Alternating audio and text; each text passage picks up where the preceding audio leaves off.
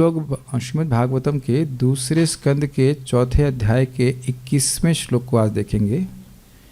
आप लोग शुकदेव गोस्वामी जी की प्रार्थना को सुन रहे हैं। वो मंगलाचरण भी कह सकते हैं, जो प्रश्न किए थे परीक्षित महाराज ने फिर से कथा को और भगवान के बारे में यश को और जानने के लिए, तो उसके उत्तर देने से पहले शुकदेव गोस्वामी मंगलाचरण कर रहे हैं। तो आपने 2.4.20 में क्या सुना था कि वह भगवान श्री कृष्ण के सर्व पालकत्व, कि श्री कृष्ण सभी के पति हैं, पालक हैं, उसका स्मरण किया था। एक बार स्मरण कर ले, मतलब गा लीजिए। श्रियः पतिर्यज्ञ पति प्रजापतिर धियां पतिर्लोकपतिर्धरापति पतिर्गतिश्चान्दकवृष्णि सात्वतां प्रसीदतां मे भगवान सतां पति। तो यहाँ पहली बार भगवान श्री कृष्ण का नाम स्पष्ट रूप से ले रहे हैं। पति गतिश्चान्दकवृष्णि सात्वताम, ये कोई और नहीं है, केवल भगवान श्री कृष्ण हैं। इससे पहले तक कुछ क्लियर नहीं समझ में आता किसकी प्रार्थना कर रहे हैं। एक भक्त मेरे को पूछे कि भाई ऐसा क्यों कर रहे हैं। देखिए, मुख से भले ही भगवान श्री कृष्ण का नाम नहीं ले रहे हैं, स्मरण कृष्ण का ही कर रहे हैं।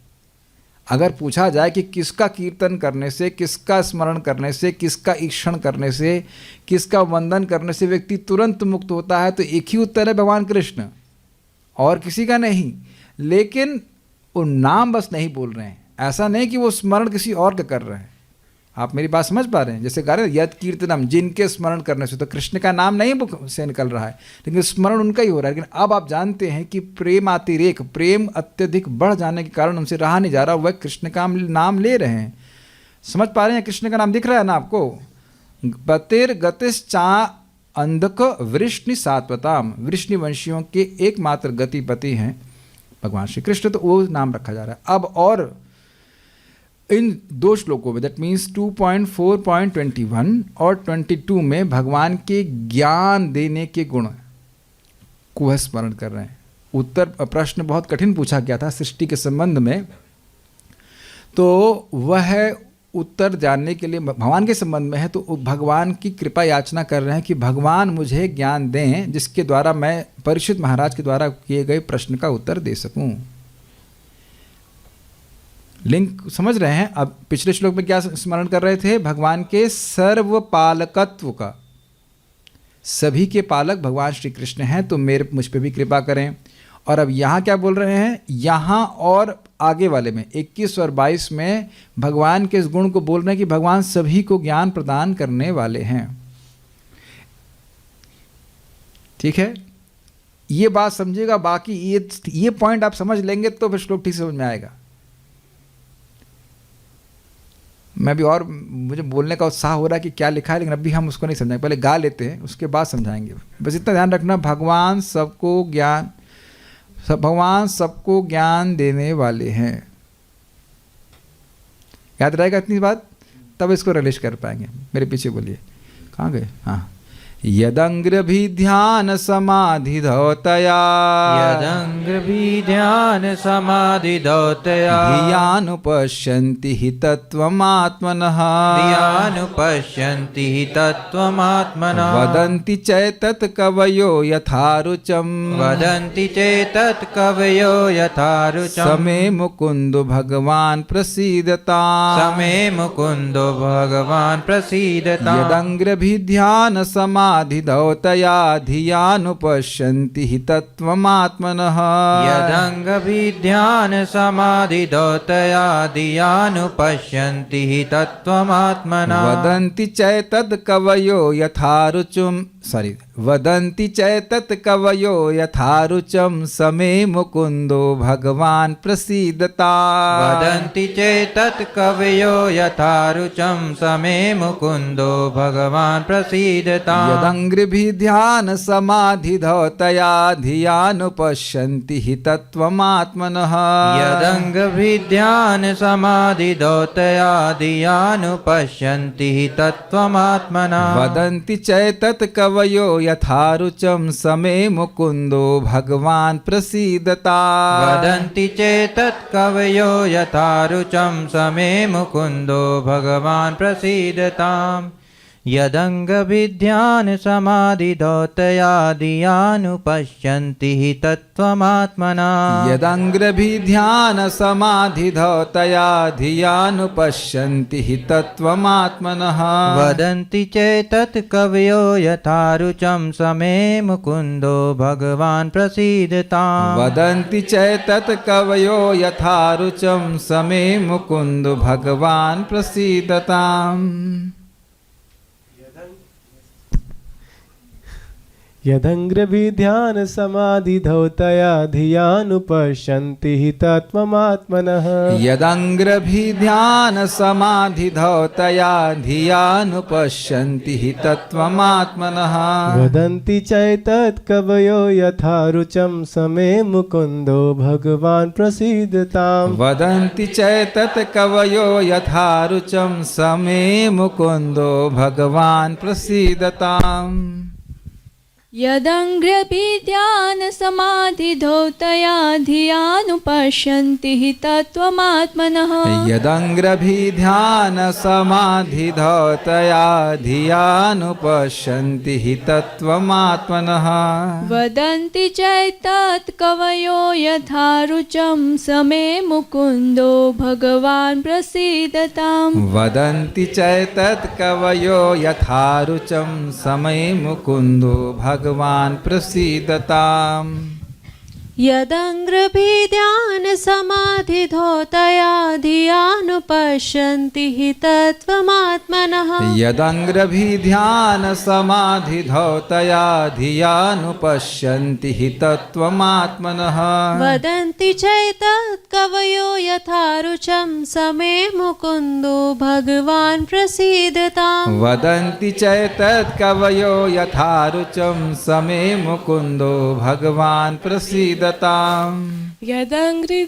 यदङ्घ्रिभिध्यान समाधिधौतया धियानुपश्यन्ति हि तत्त्वमात्मनः यदङ्ग्रभिध्यान समाधिधौतया धियानुपश्यन्ति हि तत्त्वमात्मनः वदन्ति चेतत् कवयो यथा रुचं समे मुकुन्दो भगवान् प्रसीदताम् वदन्ति चैतत् कवयो यथा रुचं समे मुकुन्दो भगवान् प्रसीदताम्।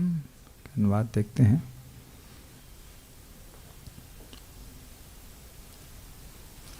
भगवान श्री कृष्ण ही मुक्ति दाता हैं मुकुंद। भक्त प्रतिपल उनके चरण कमलों का चिंतन करके और महापुरुषों के चरण चिन्हों पर चलते हुए समाधि में परम सत्य का दर्शन कर सकता है।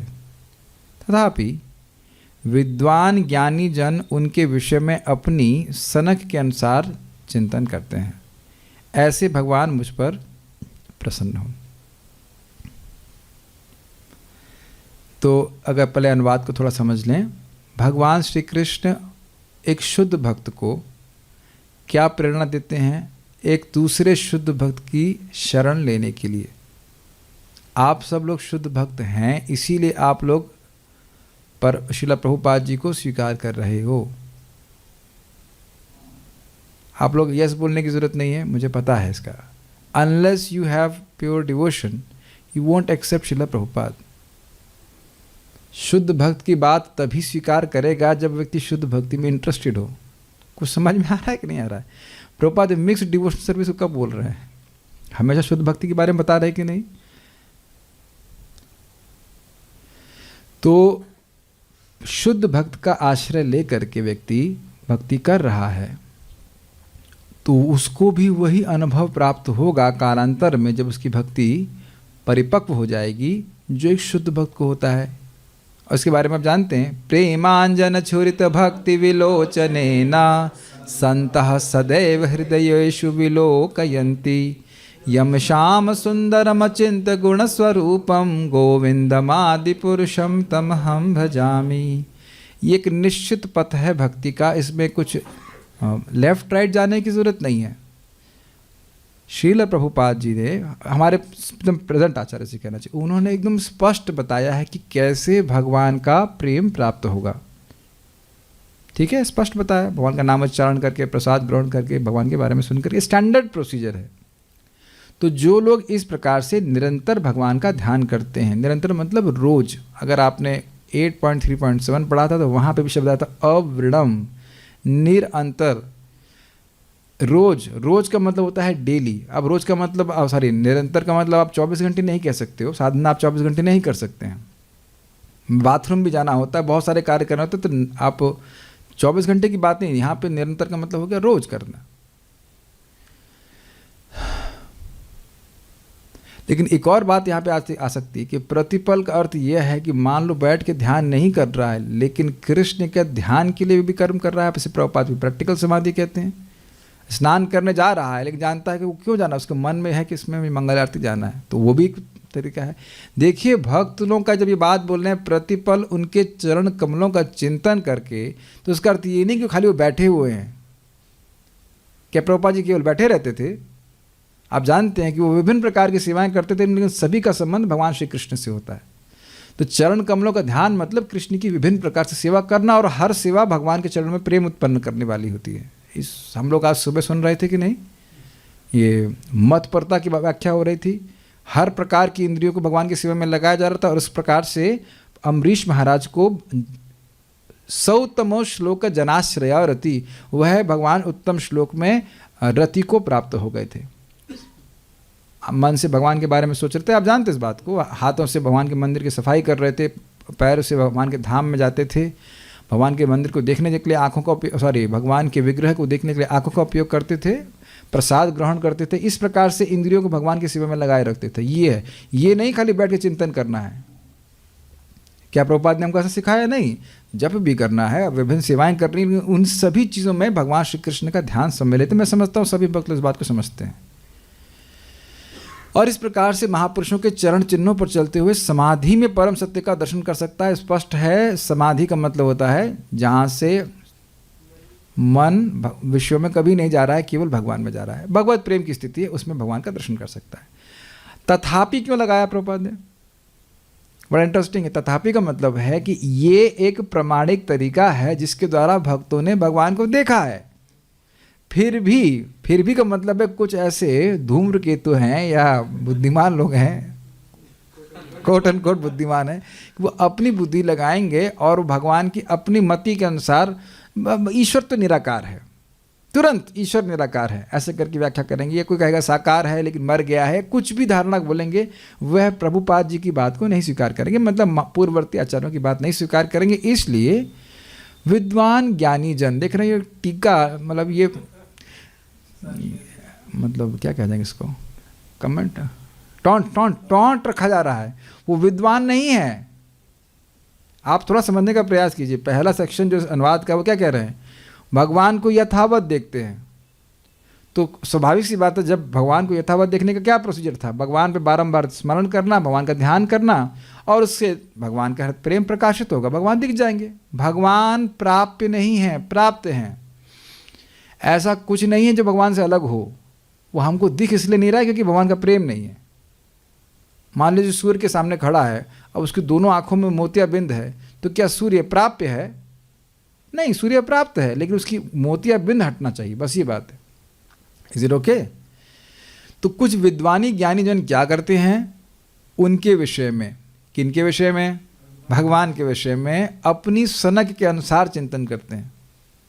सन की हैं वो, लाल भुजक्कड़, तो समझाना नहीं पड़ेगा ना। हाँ, लाल भुजक्कड़ बूझ गया कि ये जगत की सृष्टि कैसी होती है। मैं समझ गया। कौन थे लाल भुजक्कड़? समझ रहे हैं? Stephen Hawkins.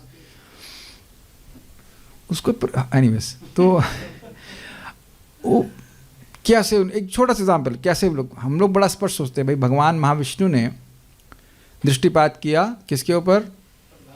सब भूल गए, प्रधान के ऊपर। और उसके बाद महातत्व आया, फिर महातत्व के बाद अहम तत्व आया इत्यादि, उससे सृष्टि हुई ना। ये नहीं, ये तो भावुक लोग स्वीकार करेंगे। अब यहाँ लाल भुजक्कड़ की बात, मिस्टर स्टीफन हॉकिंस, अब तो बेचारे बुरा नहीं मानेंगे, मर गए। तो कह रहे देखिए, एक पॉइंट ऑफ सिंगुलैरिटी है, एक पॉइंट जिसका इनफाइनाइट मास हो और जीरो वॉल्यूम। Quite interesting. बस जैसे यहाँ दो स्पीकर हैं, एक है BX8 और एक, मतलब ये एक 6 इंच का स्पीकर है, छोटा स्पीकर, और एक 8 इंच का। तो उसका 8 इंच वाले का वजन अधिक होगा, स्वाभाविक सी बात है।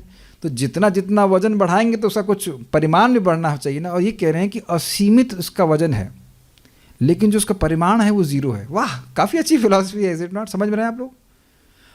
छोटा रसगुल्ला और बड़ा रसगुल्ला, तो बड़ा रसगुल्ला है लेकिन साइज 0 है। ये तो अच्छी बात स्वीकार करने वाली होगी ना।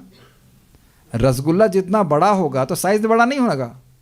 तो कह रहे ये जो रसगुल्ला है बिग बैंग, तो उससे पहले बिग बॉल, तो वो जो रसगुल्ला है वो रसगुल्ला नहीं कह लीजिए, मतलब जो भी ब्लॉब ऑफ मास कह लीजिए, जो भी कह लीजिए, वो है असीमित वजन का, लेकिन उसका जो वॉल्यूम है, वॉल्यूम समझते हैं आप लोग, आयतन, वो 0 है। तब हाँ, ये बहुत अच्छा, इसको नोबेल प्राइज दो। तो ये सनक हुई कि नहीं? भगवान सृष्टि करता है, उसके बारे में भागवत बता रही कि नहीं बता रही? हम समझ पा रहे हैं, लेकिन वो नहीं सुनेंगे वो लोग, अपने ही कुछ लाल भुजक्कड़गिरी कर गई। तो ये कह रहे हैं कि अपनी अपनी सनक के अनुसार भगवान का वर्णन करते हैं, भगवान को ठीक से नहीं समझ पाते हैं। वैसे इसका एक बहुत सटीक उदाहरण है जो आप लोग समझ जाएंगे, ये बहुत बेसिक क्लास में बताया जाता है। इसको पहले हम समझा देते हैं, फिर उसके बाद श्लोक में जाएंगे, बिल्कुल समझ में आ जाएगा एक बार में। एक हाथी था, समझ गए, और 6 अंधे आए, बिल्कुल एकदम स्पष्ट समझ में आ जाएगा। तो उसने एक ने उसकी टांग पकड़ी, कहा हाथी कैसा है? पिलर जैसा है, खंबे जैसा है हाथी, अपनी सनक। फिर दूसरे ने उसके पेट, साइड का पेट पकड़ा, तो कहा हाथी कैसा है? दीवाल जैसा है, अपनी सनक। यही बात पर पास फोकस करेंगे, यथा मत तथा पत वाला। किसी ने पूंछ पकड़ी, अरे ये तो सांप जैसा है। किसी ने सूंड पकड़ी, तो क्या बोलते हैं सूंड, हाँ अजगर जैसा है, ऐसे बोलते हैं, अजगर जैसा मोटा मोटा। और किसी ने इसके कान पकड़े, चढ़ कर गया ऊपर, पता नहीं चढ़ा कैसे, तो कहता नहीं ये पंखे जैसा है। तो आप ये नहीं कह सकते कि उनका कुछ अंडरस्टैंडिंग गलत है, क्योंकि एक एक अंग हाथी का उन वस्तुओं से मैच करता है। लेकिन अब सबको मिला दिया जाए तो हाँ, हाथी कैसा है? पिलर जैसा है, पंखे जैसा है, अजगर जैसा है, सांप जैसा है, या दीवार जैसा है। अब समझ में आ गया ना? तो जिसके पास अनुपश्यंती शब्द यहाँ पे आया, जिसके पास दृष्टि है आचार्यों की, वह भगवान को ठीक ठीक समझ रहे हैं, और बाकी लोग अपनी सनक के अनुसार वर्णन कर रहे हैं, और एक भी चीज़ ठीक नहीं है भगवान के बारे में। मेरे ख्याल से इस उदाहरण से सबको समझ में आ गया? ठीक है।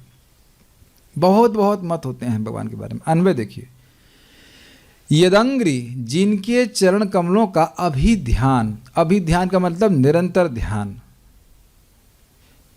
प्रत्येक क्षण चिंतन करके समाधि धौतया, समाधि में धूल जाने से, यानी कि समझ पा रहे हैं, जब भी समाधि की बात की जाएगी तो विष्णु का चरण कमल होना चाहिए, अन्यथा समाधि की बात हो ही नहीं सकती। ये बहुत इंपॉर्टेंट बात है। इसको श्रीधर स्वामी कहते हैं कि जिनके चरणों का अभिध्यान ही समाधि है। अभी तो मैं टीका में जाऊंगा, लेकिन कभी कोई कहे कि वो समाधिस्थ हो गए, किसके ध्यान करते थे? निराकार का, UKP, समझ गए? समझ गए? हम बोलेंगे नहीं, UKP, समझ गए? माइक पे नहीं बोलना, UKP कहीं के। आपको पता नहीं है समाधि केवल भगवान विष्णु के चरण में होती है। हम अब खराब बात शब्द नहीं बोलेंगे, UKP बोल देंगे, होने तो कोई बात नहीं। अपने आप पूछते रहे UKP क्या है, ठीक है, ठीक है कि नहीं? सब लोग समझ ही रहे UKP का मतलब। बेवकूफ़ कहीं के कि अनुवाद करें, बेवकूफ़ कहीं के भगवान का चिंतन ही समाधि है। बहुत सिंपल बात समझ लीजिए, मन भगवान के अलावा कहीं नहीं लग सकता। तो अगर कोई व्यक्ति भगवान को छोड़कर कहीं मन लगा रहा है तो समाधि में स्थित तो हो ही नहीं सकता है। आप पता नहीं रिलीज कर पा रहे हैं कि बारंबार ध्यान केवल भगवान के चरणों में ही लग सकता है। भगवान है और माया, उसके अलावा तो कुछ है नहीं। तो भगवान तुम गायब कर दिए तो किसका ध्यान कर रहे हो? माया का। और माया में समाधि नहीं लग सकती है। कितना हो कोई व्यक्ति किसी भोग का ध्यान करे, कुछ समय बाद उसका मन हट जाएगा। ये आप आगे सुनेंगे ही कि तीनों लोकों का राज्य प्राप्त करने के बाद भी व्यक्ति सुखी नहीं हुआ था। और अर्जुन भी बोले थे, अपि त्रैलोक्य राजस्य हेतु किम नु मही कृते, मुझे तीनों लोकों का राज्य प्राप्ति हो जाएगा तब भी मैं सुखी नहीं होऊंगा। तो वहाँ स्पष्ट बताया गया है कि भौतिक वस्तुओं से मन कभी संतुष्ट नहीं हो सकता है। ये आप सब लोग समझते हैं इस बात को। तो कह रहे हैं कि समाधि भगवान के चरण कमलों का अभिध्यान ही है। मन को सुख मिलता है। हम लोग पहले भी दूसरे स्कंद के प्रथम अध्याय में पढ़ चुके हैं कि योगी को बारंबार ध्यान करने से जैसे उसका मन पवित्र होता जाता है, ऐसा सुख मिलता है कि अब उसका मन कहीं जाता नहीं है। हम पढ़ चुके हैं ऐसे, धीरे यथा से करके मन एकदम उसका बस बारंबार भगवान में जाने का मन करता है। तो इस प्रकार के, और दूसरी बात इंटरेस्टिंग है कि भगवान का चिंतन करने से ही धौतया, भगवान का चिंतन किए बिना व्यक्ति का मन पवित्र हो नहीं सकता है। तो किसी के गुरु जी बोले भगवान जीरो हैं, तो उसको समझ लेना चाहिए कि गुरु जी का भी मन पवित्र नहीं है, और चेले का तो फिर कैसे हो सकता है। ये कुछ पॉइंट्स आपको यहाँ पर समझने होंगे कि भगवान के चरणों का अभिध्यान, बारंबार ध्यान। जैसे आप देखो जप कर रहे हो तो भगवान का ध्यान है, भागवत सुन रहे हैं भगवान का ध्यान है, आप बार बार सोच रहे हो, मैं जैसे बोल रहा हूँ भगवान, तो मन में एक आपको निराकार ज्योति की नहीं आ रही है, इज इट नॉट? भगवान मन कृष्ण बलराम, समझ पा रहे हैं बात को? तो इस प्रकार से यदंग वृत्त ध्यान समाधि धौते, बारंबार भगवान के चिंतन के द्वारा उनकी धिया विमल बुद्धि से आत्मनः तत्वम ही अनुपश्यन्ति। आत्मनः तत्वम मतलब आत्मा तथा परमात्मा के तत्व का, आत्मा के तत्व का। तो आत्मा के दो अर्थ है, आप जानते हो। आत्मा कई अर्थ है, लेकिन यहाँ पे अर्थ है आत्मा का मतलब आत्म तत्व, यानी कि अपनी भी स्थिति ठीक समझता है। वो ये नहीं सोचता है कि मैं ही यहाँ आप लोगों के रूप में विस्तारित हूँ, मुझ में और आप में कोई भेद नहीं है। ये भेद तो हम केवल अविद्या के द्वारा मान रहे हैं। तुम लोग को जब वो रियलाइजेशन हो जाएगा तब तुम लोग कोई भेद नहीं मानोगे। तुमसे पूछो यूकेपी, तुम हमको फिर उपदेश दे क्यों रहे हो? जब हम में और तुम में कोई भेद नहीं है तो तुम उपदेश क्यों दे रहे हो? मानना पड़ेगा कि नहीं वो बेवकूफ़ है। कोई व्यक्ति अपने को उपदेश देता है, कभी दिए आप लोग अपने को ही उपदेश दे रहे हैं, कहा जा रहा है वो क्लास देना, किसको? अपने को क्लास देना है। क्या आप और मैं एक ही हैं यहाँ पे? इतनी सी बात भी वह नहीं समझ पाते हैं, इतनी सी बात भी नहीं समझ पा रहे हैं। आत्मा के तत्व को ही नहीं समझ रहे हैं तो परमात्मा के तत्व को कैसे समझेंगे? लेकिन इसका मतलब दिखा रहा है कि वो अविशुद्ध बुद्ध है, उनकी बुद्धि शुद्ध नहीं। भागवत में आगे स्पष्ट आएगा ये। तो धिया कैसे पवित्र हुई? भगवान के ध्यान के द्वारा, ठीक है। और उससे क्या प्रभाव हुआ? आत्मनः तत्वम ही अनुपश्यन्ति। और इस अनुपश्यन्ति को ही प्रपाद अनुवाद में रखे हैं, महापुरुषों का अनुसरण करते हुए देखते हैं। पश्यन्ति देखते हैं, और अनुपश्यन्ति मतलब पूर्ववर्ती आचार्यों ने जैसे देखा, अर्थात भगवान को देखने का कोई दूसरा मार्ग नहीं है। प्रेमांजन छुरित भक्ति विलोचनेना संतः सदैव हृदयेषु विलोकयन्ति। श्लोक जानते हैं ना आप लोग?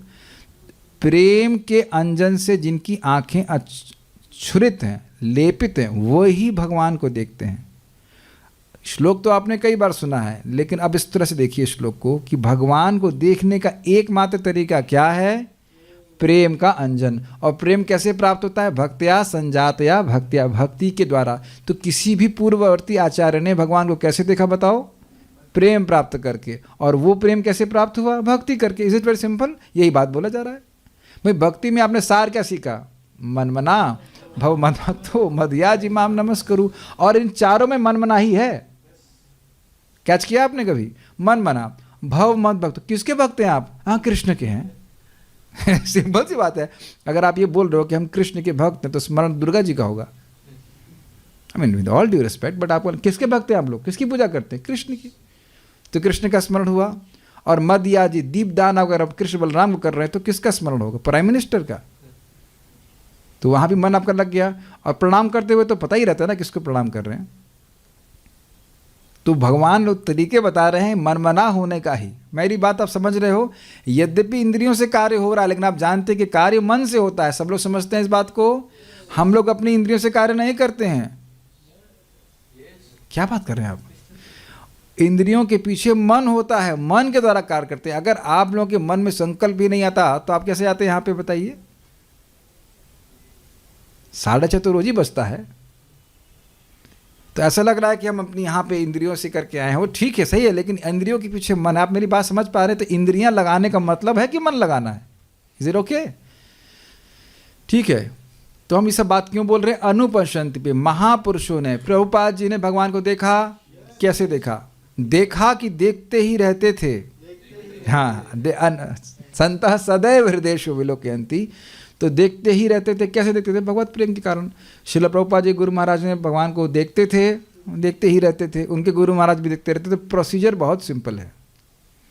एक भक्त ने बड़ा सुंदर तरह से बताया कि देखो भाई, रोड जो है ना भगवत प्रेम की, उसमें स्टेशन सब कॉमन है, सर स्टेशन फिक्स्ड है। नहीं समझ में आया? दिल्ली से आप यहाँ पे आएंगे तो रास्ते में जो ट्रेन में स्टेशन है वो क्या चेंज हो जाते हैं? हाँ, वो अलग बात है कि उसको आप देखते अलग अलग दृष्टि से हैं। हाँ, पलवल आ गया, ठीक है, पलवल आ गया। पलवल आप भी देखेंगे, पलवल मैं भी देख रहा हूँ। पलवल को देखने की दृष्टि अलग अलग हो सकती है, लेकिन पलवल ही पड़ेगा। पलवल, नॉट परवल, पलवल। उसके बाद फिर होडल या जो भी आते हैं स्टेशन, बड़ा स्टैंडर्ड प्रोसीजर है। आप जानते, श्रद्धा, स्टेशन गिन लीजिए, श्रद्धा, साधु संग, भजन क्रिया, अनर्थ निवृत्ति, निष्ठा, रुचि, आसक्ति, भाव और प्रेम। 9 स्टेशन आने। और बड़ा चिंतित होते वक्त, कब आएगा कब आएगा? तुम्हारे उछलने से पहले आ जाएगा क्या? ट्रेन में मान लो हम लोग ऊपर कूदने लग जाए ऐसे करके, नहीं, धैर्य से लगे रहिए, जब आएगा तो आपको दिखने लग जाएगा।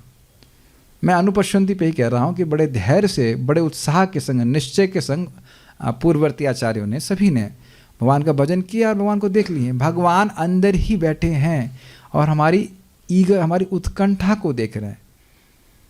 ठीक है, ठीक है। काश मैं क्लास आंखें बंद करके देख लेता, तो जो लोग सो रहे हैं वो मुझे नहीं दिखते, लेकिन अब ये संभावना मेरे लिए। हारमोनियम तो आंख बंद करके हम बजा लेते हैं, लेकिन ये सिद्धि आप लोग मुझे दे सकते हैं कि आंख बंद रहे और हम आंख बंद करके पढ़ें। या तो यहाँ पे लोग पढ़ते रहे, अब इतना भी सामर्थ्य नहीं है कि आंख बंद करूँ और बोल पाऊँ। कितनी मेहनत से जग जग करके, खून जला जला करके यहाँ तैयारी की जा रही है और सब सो रहे हैं। सो रहे हैं मतलब फिर क्या समझेंगे बताइए, कैसे रलिश करेंगे? ठीक है, क्या कह सकते हैं, हम कोई नाम नहीं रख रहे। गुस्सा होने का मन नहीं कर रहा, इतना अच्छा श्लोक है, क्या गुस्सा हो जाए। ठीक है, तो ये तो पहला क्लियर हो गया, देख पाते हैं। और दूसरा अनुपश्यन्ति का एक बार आप भी समझते, लगातार देखते रहते हैं। संतः सदैव हृदयेषु विलोकयन्ति। तो अब आप लोग कुछ अपने लिए क्या ग्रहण कर रहे हैं से बताइए। पहली बात तो ये कि भक्ति के प्रोसेस को छोड़ना बिल्कुल भी नहीं है। बाकी लोग छोड़ दें, उनका चॉइस है, BCD between birth and death, they make so many choices. हमने नहीं छोड़ना है, क्योंकि देखेंगे ही, पक्का देखेंगे। प्रभुपाद जी हमसे धोखा करने के लिए नहीं आए हैं। प्रभुपाद जी बड़ा स्पष्ट प्रथम स्कंद में कह चुके हैं कि जो व्यक्ति शुद्ध है आचरण में, he is a person who is purified in his eating, meeting, sleeping and defending, he can see Krishna in the pages of Shrimad Bhagavatam. कहीं दूर जाने की जरूरत नहीं, भागवत खोल रहे हैं, कृष्ण दिखाई पड़ेंगे। पढ़ चुके हैं हम लोग ये चीज? Yes, just wait and keep on, hang on, ऐसे कहा जाता है। लगे रहिए, सुनते रहिए, सुनते रहिए, सुनते रहिए, भगवान स्वयं प्रकाशित करेंगे। इतना क्लियर हो गया? ठीक है, हमें क्या करना है? अच्छा, उसके बाद तथा, च में तथा, च का अर्थ किंतु भी लिया गया है। किंतु का मतलब है कि ये तरीका है जिसके द्वारा भगवान को देखा जा सकता है, लेकिन कुछ बहुत बुद्धिमान लोग क्या करते हैं, कवयः, जो बहुत बड़े कवि हैं, तथा कथित कवि हैं, तो कह रहे हैं दार्शनिक या विद्वान पंडित, एतत्, एतत् मतलब होता है यह, तो यहाँ पे यह का अर्थ है इस आत्म तत्व का। किस आत्म तत्व का? आत्मा और परमात्मा का। यथा रुचम वदंती, अपनी अपनी सनक के अनुसार वर्णन करते हैं। आत्मा ही परमात्मा है, आत्मा परमात्मा है नहीं लेकिन हो जाएगी, या आत्मा भूल गई है कि परमात्मा है, परमात्मा थे लेकिन मर गए हैं। ये इस तरह की बहुत सारी व्याख्या चलती रहती है। तुम वही हो ऐसा बहुत, तुम वही हो, तुमसे ही चंद्रमा आ रहा है, तुमसे ही सूर्य आ रहा है, लिखते हैं, ये तो मैंने पढ़ा है, लिखते हैं वो। और लिखने वाला जेल जा रहा है। तुमसे पूछो कि तुम चंद्रमा और सूर्य को लेकर के जेल गए हो, समझ रहे मेरी बात? अब तुम्हारा चंद्रमा सूर्य कहाँ है, तुमको क्यों नहीं निकाल रहा है? तो तुमसे चंद्रमा चल रहा है। पूछो भाई, तुमसे चंद्रमा चल रहा है, गुरुजी बात कर रहा हूँ, तुमसे चंद्रमा चल रहा है, तुमसे सूर्य चल रहा है, तो ये बताओ कि तुमसे जेल क्यों नहीं चल रही है? जेल के दरवाजे खोल के बाहर आ जाओ। महामूर्ता है, महामूर्ता है। अरे यहाँ बाथरूम की कॉल आती तब तो हम मना नहीं कर सकते ना। कैसे व्यक्ति अपने को भगवान कह देता है। एनीवेज, तो यथारुचम, या किसी भी व्यक्ति को परात्पर पर ब्रह्म कह देते हैं, किसी को भी कुछ कह देते हैं, तो ये सब बकवास है। इस यथारुचम को अर्थ लिया कि अपनी मति के अनुसार, यानी कि वो सही वर्णन नहीं है। वदंती मतलब वर्णन करते ही रहते हैं। स मान लो कह रहा है भगवान नहीं है, मैं नास्तिक हूँ। विचार कीजिए, मैं नहीं हूँ, कोई बोल रहा है कि मैं नास्तिक हूँ, तो उससे पूछो कि भाई ये नास्तिक का मतलब क्या है? तुम्हारी सत्ता, तुम्हारा विश्वास, तुम्हारी आस्था, तुम्हारी आस्था किस पे टिकी है? तुम नास्तिक हो। कोई छोटा बच्चा बताए, अकी भाई ये बताइए कि नास्तिक का मतलब क्या होता है? माइक पे बताइए, नास्तिक का क्या मतलब है? एग्जाम्पल बताओ। भगवान नहीं है, हाँ, नास्तिक का मतलब क्या होता है? माइक पे बोलिए, एक मिनट, हाँ फिर से बोलिए। हाँ, जो भगवान के एग्जिस्टेंस पे विश्वास नहीं करता। जो भगवान पे विश्वास नहीं करता। अब उससे पूछो कि जो तुम भगवान पे विश्वास नहीं कर रहे हो, तो अपनी डेफिनेशन भगवान को क्यों लेके आ रहे हो? जब कोई है ही नहीं, तुम उसे डिफाइन कर रहे हो। तुम ये बोलो ना भगवान है ही नहीं, भगवान को डिलीट करो। है ही नहीं, क्या है नहीं? तुम्हारी तो सत्ता ही गायब हो गई। तुम्हारी सत्ता ही भगवान पे आश्रित है। सोचा कभी आपने? तुम्हारी जो आस्था है कि भगवान नहीं है, उसके लिए भी भगवान पे आश्रित हो तुम। और नहीं तो नहीं है, तो तुम पर तो नास्तिक भी नहीं रह पाओगे ना। बड़ी दिक्कत आएगी आपको, आप नास्तिक भी नहीं रह पाओगे।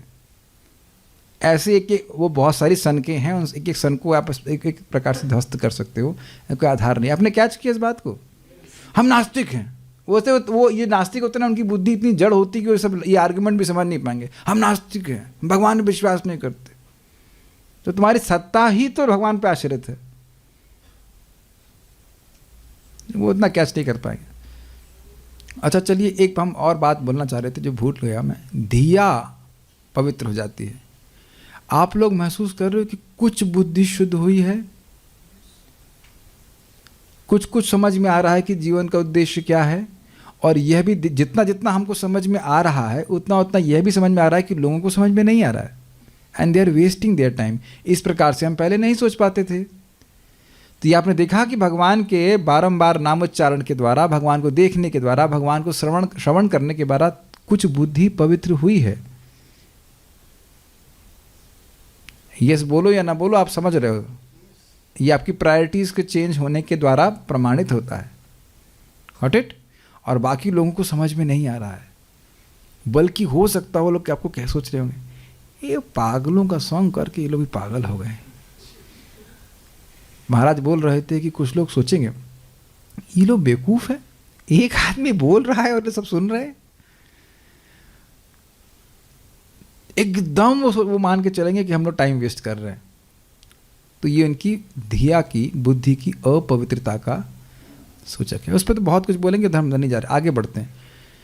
तो अब आप ये समझ गए कि दो प्रकार के, दो कैटेगरी के लोगों को लिया जाए और उनको भगवान अलग अलग प्रकार से ज्ञान प्रदान कर रहे हैं। ये सब लोग देख पा रहे हैं श्लोक में। अब तो बड़ा स्पष्ट समझ में आ गया। और भगवान अकेले ही सभी को ज्ञान दे रहे हैं। जो ये कह रहा है कि भगवान निराकार है, उसको कौन ज्ञान दे रहा है? भगवान ही दे रहे हैं। जो कह रहा है कि मैं ही भगवान हूँ, उसको ज्ञान कौन दे रहा है? भगवान। तो अब प्रश्न होगा कि मेरा सब देख क्यों रहे? यथारुचो, उसकी ऐसी रुचि है, वो ऐसा मानना चाहता है। तो भगवान कहते हैं हाँ देखो यही बात है। जैसे परम पूज्य राधानाथ महाराज बता रहे थे कि मान लीजिए नरसिंह देव गुस्से में आपके सामने हो, तो अब आप तलवार तो नहीं उठा सकेंगे, लेकिन नरसिंह देव अंदर ही बैठे हुए हिरण्यकशिपु के हृदय में, और उसे कन्विंस कर रहे हैं कि तुम ना सिर्फ युद्ध कर सकते हो बल्कि जीत भी सकते हो।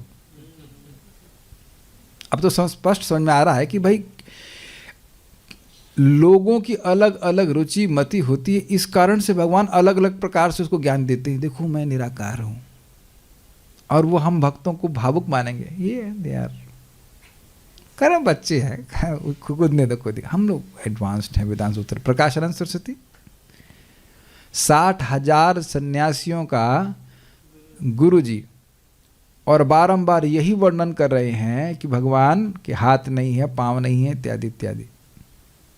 तो वो जब चैतन्य महाप्रभु उनको समझाते हैं तब उनको समझ में आता है।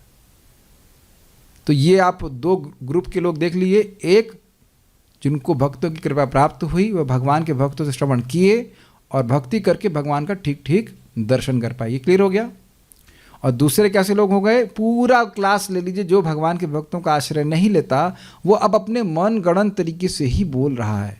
और एक बात समझ लीजिए, इस बात को हम सबको समझना होगा, भगवान हमारी इंद्रियों के परे हैं, इसमें कौन सी बड़ी विशेष बात है। इसलिए इंद्रिय जनित जो भी बात होगी वो नीचे गिर जाएगी, वो भगवान तक नहीं पहुंच पाएगी। जैसे समझने का प्रयास कीजिए, कोई व्यक्ति अगर आचार्यों से श्रवण न करे तो वो कभी नहीं समझ पाएगा कि राम मीन्स राम। कैच किया आपने? वो कभी नहीं, उसके मन में कभी आ ही नहीं सकता कि भगवान का नाम स्वयं भगवान है। ये तो हम लोग प्रभुपाद जी से सुने हैं, आचार्य सुने हैं, वो उनका वो रियलाइज्ड नॉलेज है, शास्त्र की बात भी है, उनका रियलाइज्ड नॉलेज है। कृष्ण पूर्ण वपुषे नमो नमः, रूप गोस्वामी बोलते ना कि आप कृष्ण के पूर्ण वपु हैं।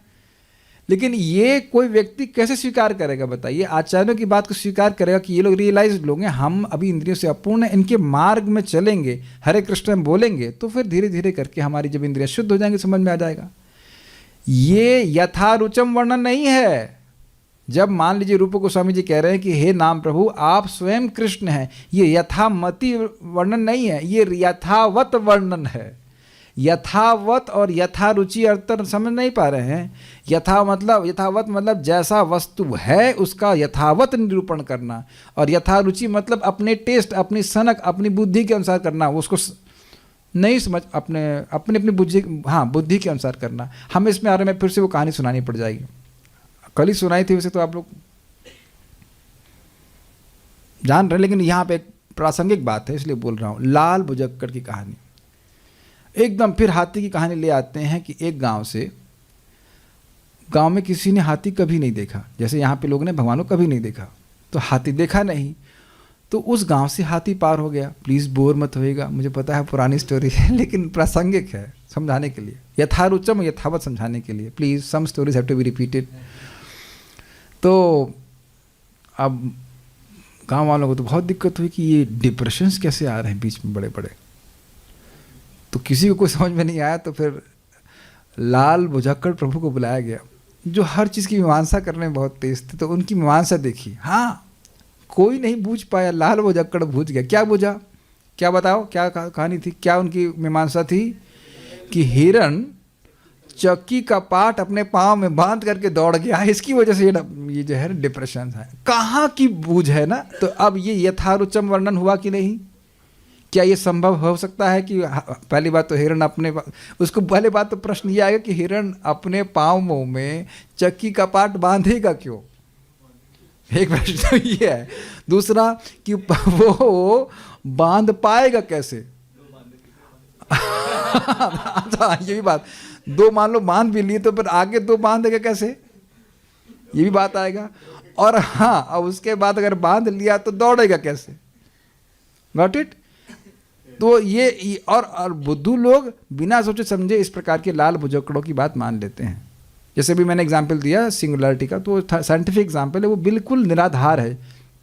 इस जगत में कोई चीज़ बाय चांस नहीं होती है। मैं इस पर व्याख्या नहीं करना चाहता हूँ, बस पॉइंट इज़ दैट कि यह ज्ञान भी कौन प्रेरित कर रहा है?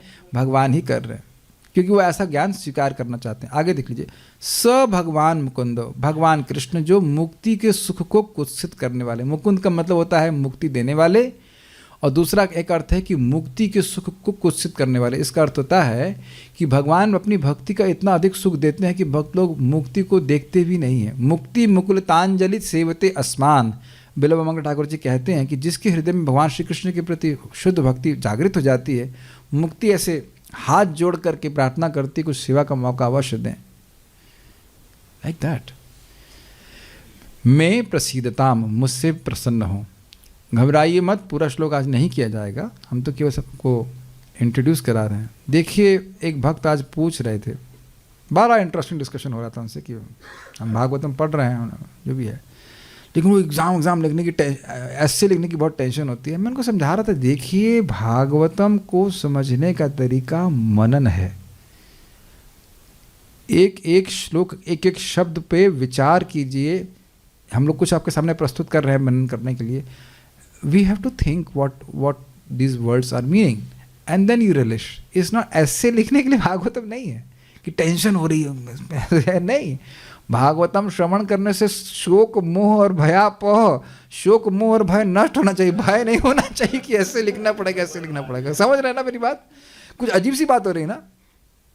बुरा नहीं मानेंगे भाई, जो जिनकी भी कोई पद्धति हो, हमको कोई दिक्कत नहीं, लेकिन भागवतम सुनने से भय होता है कि भय नष्ट होता है। परम पूज्य राधा गोविंद महाराज एक श्लोक को लिख देते थे और पूरा दिन उस पर मनन करते थे। यही अर्थ है। अब जितना भी हम लोग खैर इतना नहीं कर पा रहे, लेकिन थोड़ा थोड़ा समझने का प्रयास कीजिए। श्लोक देखिए वापस। यदंग्रि अभिध्यान समाधि धौतया, जिनके चरणों के अभिध्यान, अभिध्यान का क्या मतलब हुआ था? निरंतर ध्यान से, एकदम चेंज नहीं करते अपने मन के विषय को, तो इसको समाधि कहते हैं। उस समाधि से धौतया धिया, उनकी धिया, उनकी बुद्धि पवित्र हो जाती है। उससे क्या हो जाता है? तो कहते हैं अनुपश्यन्ति ही तत्वम आत्मना, और इस कारण से वह आत्मा के और परमात्मा भगवान श्री कृष्ण के तत्व को समझते हैं। ठीक है, ये पहली लाइन क्लियर हो गई है।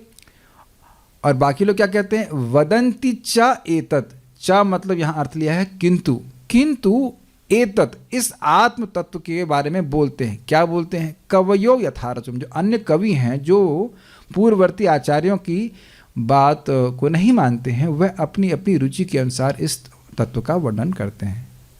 स में मुकुंदो भगवान प्रसीदताम, ऐसे भगवान जो मुक्ति के सुख को भी कुत्सित करने वाले हैं, वह मुझसे प्रसन्न हो। अब इससे पहले मैं आगे जाऊं, मैंने आप लोगों को क्या बताया गया है? भगवान का ज्ञान प्रदान करने का गुण। क्या आप लोग अभी तक के डिस्कशन से यह समझ पा रहे हैं कि भगवान सभी को ज्ञान प्रदान करने वाले हैं, या मुझे कुछ व्याख्या करनी? Is it very clear? शुद्ध भक्त को समझा देंगे, ये लोग सही बोल रहे हैं। एक प्रश्न और भी करूंगा।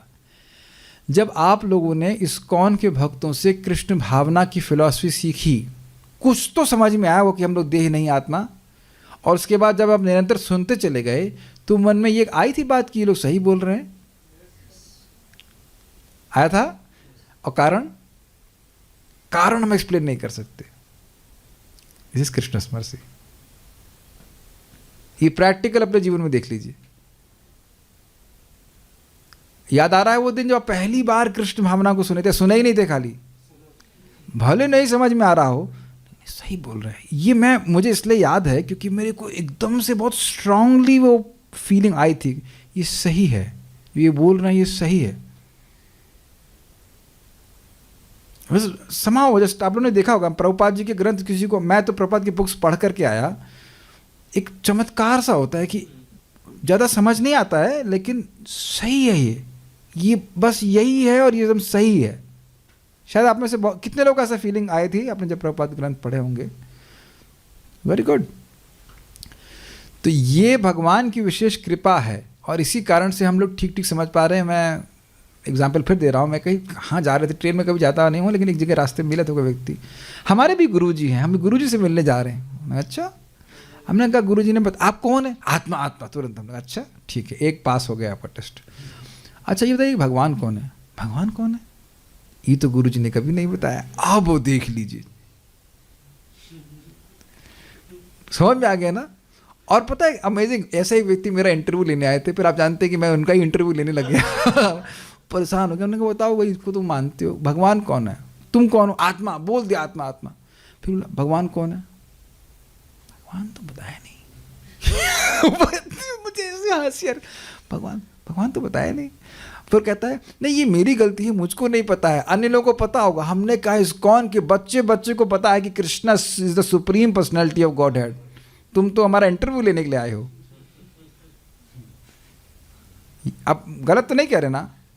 शिवा, सुबह मैं उठाऊं अगर आपको मंगल आरती के लिए बोले, ए शिवा ये बताओ भगवान कौन है, तो आप क्या बोलेंगे? अभी रुकिए, मैं भी रिसर्च करता हूं। है कि नहीं? फिर भले कंबल उड़ के सो जाए लेकिन कभी गलती नहीं बोलेंगे कि कृष्ण के अलावा कोई भगवान। Is it not? एक्चुअली आपको पता है प्रभुपाद बोले दिस इज 50% परफेक्शन। इतना समझ ले, ये लेक्चर में प्रभुपाद बोल रहे हैं कि मैं कृष्ण का नित्यदास हूँ, कृष्ण स्वामी है, और हम लोग ये तात्पर्य में पढ़ चुके, कृष्ण मेरा प्रभु त्राता जीवेर हो लेगा। 50% परफेक्शन। उसके बाद तो सब काम करना है आप सबको। इससे बड़ी मज़ेदार बात श्रीमान श्याम सुंदर प्रभु बोल रहे थे प्रवचन में, कर रहे हैं, देखिए अब इस सारा प्रवचन सुन करके इतना समझ में आ जाए कि भगवान हमारे स्वामी हैं तो बहुत काफ़ी डीप बात बोले। आपको बहुत सिंपल लग रहा ना ये? सारा प्रवचन ना समझ में आए लेकिन इतनी बात समझ में आ जाए कि अब कृष्ण हमारे स्वामी हैं, बस तब हो गया। अब बस सेवा में लग जाए तो पार हो जाएगा। ये नहीं स्वीकार करते आप लोग, बहुत सिंपल लगता है। निराकारवादी कभी नहीं स्वीकार करते इस बात को। वो हमेशा ही बोलेंगे हमारे घर के, हमारे नहीं, उस घर के सामने जहाँ मैं रहा करता था लखनऊ में, तो उसके सामने एक वेद मंदिर था और फूंक रहे हैं उसमें अपना हा हा स्वाहा रोज चल रहा है। हम लोग को बड़ा अच्छा लगता है। हम लोग जब भक्ति में नहीं, बड़े अच्छे पंडित जी हैं। बाद में जानते हैं जब स्टूडेंट बन गए, बड़ा भक्ति में आ गए, तो हम पूछे ईश्वर कौन है? निराकार है। पूरा जीवन फूंक दिया उन्हें निराकार। Got it? तो यदंग्र भी ध्यान, तो इस श्लोक मेरे का समझ में आ गया। ये दिखा रहा है कि भगवान सबको अलग अलग प्रकार से प्रेरित करते हैं। श्रीधर स्वामी की टीका लेकर के हम फिर अब रुकेंगे, आगे पढ़ेंगे कल। ऐसे ना मन में छप जाना चाहिए पूरा श्लोक। श्रीधरी, श्री भगवान ही ज्ञान प्रदान करने वाले हैं, इस बात का स्मरण करते हुए सुखदेव जी 2 श्लोकों द्वारा कहते हैं कि यदंग्र भी ध्यान होना चाहिए। यदंग्र भी ध्यान समाधि, अर्थात जिन श्री भगवान के चरणों का निरंतर चिंतन ही समाधि है। अब स्पष्ट समझ में आया मैं क्या कह रहा था? इसके अलावा कहीं कोई कह रहा है कि हमारे गुरुजी समाधिस्थ हैं, ये बात एकदम सामान्य शब्दों में कहेंगे फर्जी बात है। ठीक है, आगे पढ़ते हैं। उससे श्री भगवान के उस श्री भगवान के चरणों का चिंतन करने, उससे मतलब समाधि से श्री भगवान के चरणों का चिंतन करने वाले की बुद्धि निर्मल हो जाती है। अब इसका अर्थ क्या है? बुद्धि के मल का मतलब क्या है? बुद्धि के मल ये है कि कृष्ण के अलावा हमारा कोई और आश्रय है, कृष्ण के अलावा हमारा कोई और ऑप्शन है, कृष्ण के अलावा कोई हमारा प्रेमास्पद है, कृष्ण के अलावा हमारा कोई शेल्टर है। सिंपल। जैसे जैसे व्यक्ति की वो जप करता रहता है उसको दिखता है कि लोग मेरी सहायता नहीं कर सकते। यद्यपि भगवान की सहायता लोगों के द्वारा आती है। बहुत ध्यान से सुनिएगा मैं क्या कह रहा हूँ। भगवान स्वयं अब बहुत एग्जॉल्टेड डिवोटी तो अलग बात है, लेकिन भगवान की सहायता भक्तों लोगों के द्वारा आती है, लेकिन लोग मेरी सहायता करने में समर्थ नहीं। क्या बैलेंस कर पा रहे हैं मैं क्या कह रहा हूँ? कि भगवान अगर अब कहने कि भाई अब इसको नहीं बचाना है तो अब कितना भी प्रयास करे व्यक्ति नहीं बचा सकता है। राखे कृष्ण मारे के कृष्ण राखे के। लेकिन ये बुद्धि अगर अशुद्ध होगी व्यक्ति की तो इसको नहीं समझ पाएगा। हरि त्यज पूजत प्रेत, हरि को त्याग करके व्यक्ति प्रेत पूजा करता है। ये तो बहुत जगत में देखा गया है कि नहीं? कोई मरा हुआ साधु, कोई मरा हुआ साधु है, उसी को भगवान मान के करते हैं। अब पता नहीं है आपको, मेरे तो मैं एक मित्र था, वो बोलता था कि हम इन बाबा की पूजा करते हैं, इनके हाथ से राख निकलती है। अब मैं बोलूँगा हाँ वो राख उसके हाथ से निकलती है, तेरे दिमाग में भर जाती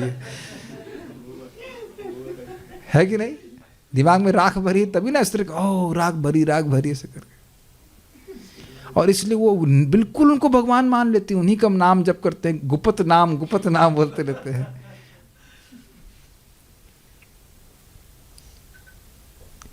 ये बहुत इंटरेस्टिंग है।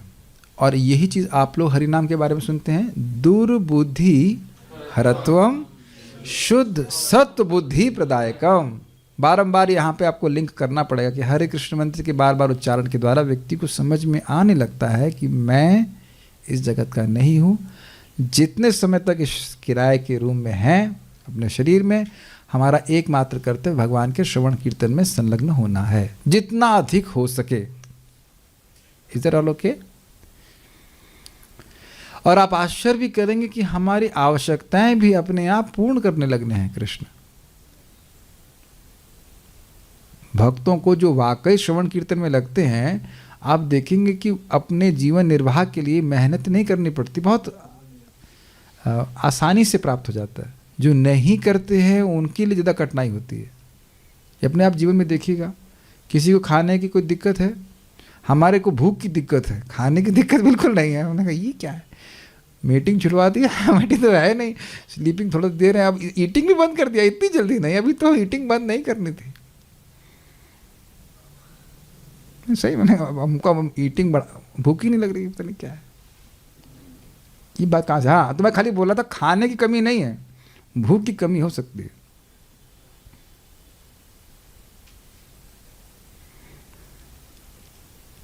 एनीवेज हम खाली बात कर रहे थे, निर्मल हो जाती है। हमको बहुत अच्छा लग रहा है, प्रपात की बात आ रही है। By chanting Hare Krishna a person realizes that is only object of love is Krishna. क्या स्टेटमेंट है, समझ पाए मैं क्या कह रहा हूं? बारंबार नामोच्चारण करने से व्यक्ति को बिल्कुल स्पष्ट समझ में आने लगता है कि मेरा एकमात्र प्रेमास्पद भगवान श्री कृष्ण है, अर्थात कृष्ण और कृष्ण संबंधित लोग। Very nice. ये बात बहुत सिंपल लगती है लेकिन बहुत अमेजिंग बात है। जो भी ममता है वो भगवान से करनी है और भगवान से संबंधित लोगों से करनी है। तो इस प्रकार से इनकी बुद्धि निर्बल हो जाती है। एक ही बात पे आप बार बार मनन कीजिए ना, बुद्धि निर्मल हो जाती है, इसके क्या इम्प्लीकेशंस हैं। एक बात हमारे अंदर बहुत बड़ा अहंकार है ना कि हम लोगों को उद्धार कर सकते हैं, हम लोगों की मदद कर सकते हैं। कितने लोगों के अंदर वहाँ जो उपस्थित भक्त हैं, ये सामर्थ्य जागृत हो गया है, बुद्धि जागृत हो गई कि मैं चाह कर भी लोगों की सहायता नहीं कर पाता हूँ। ओके, सब लोग हाथ खड़ा कीजिए, सबको पेमेंट मिल जाएगा, कोई दिक्कत नहीं। ऐसा नहीं कि चाहना नहीं चाहिए और सेवा नहीं करनी चाहिए, अपने सामर्थ्य के अनुसार करना चाहिए, लेकिन ये दिखता है कि जब तक भगवान नहीं चाहते हम अपने सो कॉल्ड जो प्रेमास्पद हैं उनकी हम सहायता भी नहीं कर पाते। और वो रिवर्स भी है, वो हमारी सहायता भी नहीं कर पाते, बल्कि कभी कभी जो हमारे लिए अहितकर होता है वही खिला के चले जाते हैं। ये बहुत अच्छा खाइए, उससे और व्यक्ति बीमार पड़ गया। This is nice. यथा रुचम अर्थात रुचि अनुसार सगुण या निर्गुण आदि भेद पूर्वक दार्शनिक करते हैं। समझ में आ गया? कुछ लोग, कुछ दार्शनिक कहते हैं वो सगुण में आ सकते, कहते हैं भगवान निर्गुण है, सगुण है मतलब गुण से युक्त हैं, और कुछ कहते हैं कि निर्गुण है, नहीं वो निराकार है। तो ये एक बात बोली गई, उनकी टेस्ट के अनुसार होता है। दूसरा अर्थ यहाँ पे लिया गया है अथवा रुक अर्थात प्रतिभा। अब ये रुक शब्द यथा रुचि से कैसे आया ये मत पूछिएगा, कोई संस्कृत का स्कॉलर हो तो पता है, नहीं बता सकता है, लेकिन इसी अर्थ को प्रभात दिए। रुक अर्थात प्रतिभा अर्थात यथामति वे वर्णन करते हैं, मतलब जितनी उनकी दम है उतना वर्णन करते हैं। उनकी इतनी प्रतिभा ही नहीं है कि वो समझ सके कि भगवान सच्चिदानंद स्वरूप हैं। मैंने आपको बताया ना कि इतनी प्रतिभा हमारी किसी इंद्रिय की नहीं हो सकती कि अपने से पकड़ ले कि भगवान का नाम भगवान से भिन्न है। ये हम एक रिवील्ड नॉलेज है जो हम सुन रहे हैं। मेरी बात आप समझ पा रहे हो? भगवान का विग्रह भगवान है, ये हमारी इंद्रिय जनित ज्ञान नहीं है। बाहर के लोग आगे क्या सोचते हैं, ये मूर्ति है, लेकिन भक्त जान रहा है कि यद्यपि ये मूर्ति लग रही है लेकिन साक्षात क्या है, प्रतिमा नहीं तुम्ही साक्षात Brajendra Nandan. Is it? Process कर पा रहे हैं इस बात को? जो अपनी प्रतिभा के अनुसार बोल रहे हैं, हाँ अच्छी मूर्ति है, ठीक है, इतनी ही प्रतिभा है इनकी। इसीलिए बोला गया था अपनी सनक के अनुसार वर्णन करते हैं। यथामति अर्थ यहाँ से निकल के आ रहा है, वे ही भगवान हम पर प्रसन्न हो जाएं। तो आपने कहा था कि श्रीधरी के बाद रुक जाएंगे, तो हम रुक जाते हैं। कल हम लोग सारार्थ प्रदर्शनी को आगे कंटिन्यू करेंगे और प्रभुपाद जी की तात्पर्य को करेंगे। बहुत सुंदर श्लोक है। इतना याद रहा कि भगवान के कौन से गुण का वर्णन हो रहा है? सभी को सर्व ज्ञान प्रदत्वम, सभी को ज्ञान प्रदान करने का गुण भगवान श्री कृष्ण का है। तो मुझे भी ज्ञान प्रदान करें, सुखदेव गोस्वामी से सोच रहे हैं, मुझ पर कृपा करें और मैं उनका वर्णन कर सकूं। कोई प्रश्न किसी भक्त का हो तो देख लो।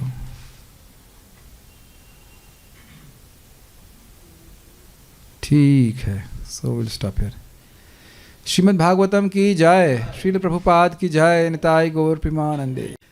आप यहाँ देख रहे हैं कि भगवान सबको ज्ञान देने वाले हैं।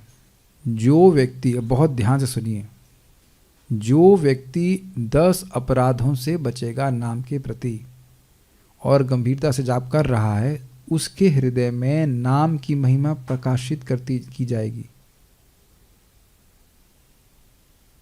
और जितनी प्रकाशित होगी उतना और अपने जीवन में नाम की महिमा हम समझेंगे। फीडबैक समझ रहे हैं? It can not be purchased my dear devotee, it can not be purchased. आप पैसा दे करके नहीं कर सकते इसको।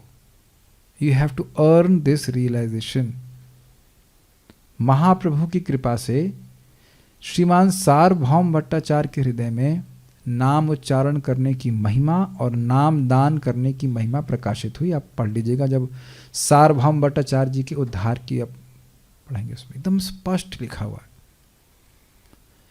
Now this is very very important.